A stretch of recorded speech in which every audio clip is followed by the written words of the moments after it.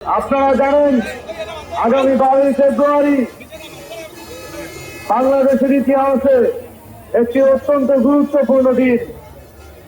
আগামী 12 ফেব্রুয়ারি এদেশের জনগণ দীর্ঘ 3টি নির্বাচনের পর তাদের ভোটাধিকার প্রয়োগ করার আশা দেখছে। আগামী 12 ফেব্রুয়ারির পর নির্ধারিত হবে আগামীর বাংলাদেশ কিভাবে পরিচালিত হবে। আগামী 12 ফেব্রুয়ারি আপনাদের ভোটাধিকার প্রয়োগের মাধ্যমে, আপনাদের নেতৃত্ব নির্বাচনের মাধ্যমে আগামীর বাংলাদেশের রূপরেখা নির্ধারিত হবে। সংগ্রামী বন্ধুগণ, আমরা জানি সারা বাংলাদেশের মানুষ 12 ফেব্রুয়ারি তাদের ভোটাধিকার দেওয়ার জন্য অপেক্ষা করছে।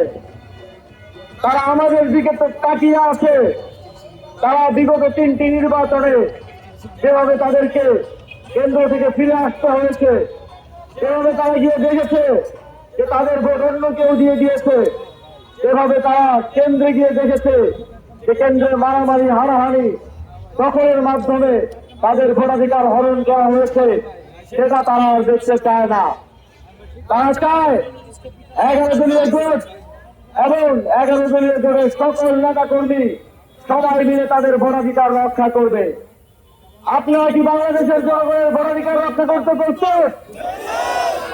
12 ফেব্রুয়ারি আমাদের দায়িত্ব শুধু নিজের ভোটাধিকার প্রয়োগ করা নয়, আমাদের দায়িত্ব বাংলাদেশের 18 কোটি জনগণ, বাংলাদেশের 12 কোটি ভোটার যেন তাদের ভোটাধিকার প্রয়োগ করতে পারে সেটা নিশ্চিত করা। সংগ্রামী বালিকাবাসী, আপনাদের বিভিন্ন ধরনের সমস্যার কথা আমরা শুনি, বিভিন্ন রাজনৈতিক অঞ্চলগত সমস্যার কথা আমরা জানি। আমরা 11 দলীয় ঐক্যের পক্ষ থেকে আপনাদেরকে প্রমিস করতে চাই, আপনারা যদি আপনাদের ম্যান্ডেট দিয়ে আমাদেরকে কাজ করার সুযোগ করে দেন, সেগুলো আমরা সমাধান করবো ইনশাআল্লাহ। বালুকায় ভূমি দখল, বন উজাড় করে এই অঞ্চলের যে প্রাকৃতিক ভারসাম্য, সেই ভারসাম্য নষ্ট হচ্ছে। বালুকায় কলকারখানা হচ্ছে, শিল্পায়ন হচ্ছে, কিন্তু স্থানীয় তরুণদের, স্থানীয় জনগণের সেখানে কর্মসংস্থান নিশ্চিত হচ্ছে না। বালুকায় শ্রমিকরা জনসময়ে তাদের বেতন পাচ্ছে না। আমরা দেখেছি এখানে পরিবেশ দূষণ, বনভূমি উজাড় এবং চাষের জমি নষ্ট হচ্ছে, কিন্তু তার বিপরীতে বালুকার জনগণের যে কর্মসংস্থান পাওয়ার কথা সেটা তারা বুঝে পাচ্ছেন না। এখানে মাদকের সমস্যা রয়েছে, জুয়ার সমস্যা রয়েছে, এখানে স্বাস্থ্যসেবার মান, রাস্তাঘাট সহ নানা ধরনের সমস্যার মধ্য দিয়ে আপনারা যাচ্ছেন। এখানে শিল্পায়ন শুধুমাত্র ধনীদেরকে আরো ধনী করার জন্য কাজে লাগছে, কিন্তু আমার মেহনতি মানুষ, আমার গরিব মানুষ, আমার বেকার ভাই বেকারি রয়ে যাচ্ছেন। আমরা নির্বাচিত হলে কাজ করার সুযোগ পেলে সম্পদের সুষম বন্টন নিশ্চিত করব। আপনাদের যতগুলো সমস্যার কথা উল্লেখ করলাম সবগুলো নিশ্চিত, সব সমস্যার সমাধান করার জন্য সর্বোচ্চ পর্যায় থেকে আমরা কাজ করব ইনশাআল্লাহ। সংগ্রামী বন্ধুগণ, তবে সেই সুযোগ করে দেওয়ার জন্য আমরা জানি বাংলাদেশের মানুষ মুখিয়ে আছে। বাংলাদেশের জনগণ 11 দলীয় যে ঐক্য হয়েছে, সেই ঐক্যের যেখানে যেই মার্কা আছে সেই মার্কাকে নিজের মার্কা, যেই প্রার্থী আছে সেই প্রার্থীকে নিজের ভাই মনে করে ভোট দেওয়ার জন্য প্রস্তুত আছে। তবে 11 দলীয় জোটের পক্ষ থেকে আমাদেরকে নিশ্চিত করতে হবে যেন সেই ভোট দেওয়ার জন্য যারা অপেক্ষা করছেন সেটা তারা দিতে পারেন, যেন তাদেরকে কোনো প্রকার হুমকি দিয়ে, কোনো ধমকি দিয়ে, তাদেরকে ভয় দেখিয়ে তাদেরকে যেন ভোট দেওয়া থেকে বাধা সৃষ্টি না করা হয়, সেটা নিশ্চিত করার দায়িত্ব আপনার, আমার, আমাদের সকলের।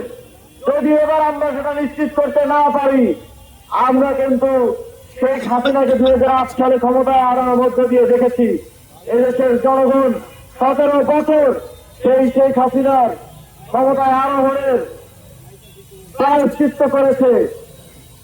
হাজার হাজার মায়ের বাবার কোল খালি হয়েছে। শত শত লক্ষ লক্ষ মানুষকে তাদের অধিকার থেকে বঞ্চিত করা হয়েছে। আমরা কি এ ধরনের আর অনেকার অত্যাচার চাই? যদি না চান তাহলে এবার শুধু ভোটাধিকার প্রয়োগের মাধ্যমে সেটা নিশ্চিত করতে হবে। এদেশের জনগণ, এদেশের মানুষ রক্ত দিয়েছে। রক্তের কাছে শুধু একটা ভোট দেওয়া কোনো কিছুই নয়। আমাদের বিশ্বাস আপনারা ভোট দেবেন, আপনারা ভোটাধিকার নিশ্চিত করার জন্য 12 তারিখ কেন্দ্র পাহারা দিবেন, আপনারা জনগণের ভোটাধিকার নিশ্চিত করার জন্য কাজ করবেন, আপনারা 11 দলীয় জোটে সকল প্রার্থীকে বিজয়ী করার জন্য কাজ করবেন। আপনাদের আসলে জাতীয় নাগরিক পার্টির জাতীয় যুব শক্তির সদস্য সচিব ডাক্তার জাহিদুল ইসলামকে প্রার্থী হিসেবে মনোনীত করা হয়েছে। জাতীয় নাগরিক পার্টি, বাংলাদেশ জামাতে ইসলামী, খেলাফত মজলিস সহ 11টি দল ডাক্তার জাহিদুল ইসলামের উপর তাদের ভরসা আস্থা রেখেছেন। আমাদের বিশ্বাস এই অঞ্চলের মাটি ও মানুষের জনগণ এই অঞ্চলের 11 দলের প্রত্যেকটি দলের নেতা কর্মীরা তাকে বিজয়ী করে আনার জন্য সর্বোচ্চটা পরিশ্রম করবেন।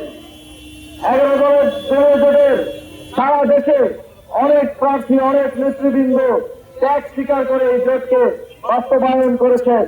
তারা দেশের জন্য, জাতির জন্য তাদের ব্যক্তি স্বার্থ বিসর্জন দিয়েছেন।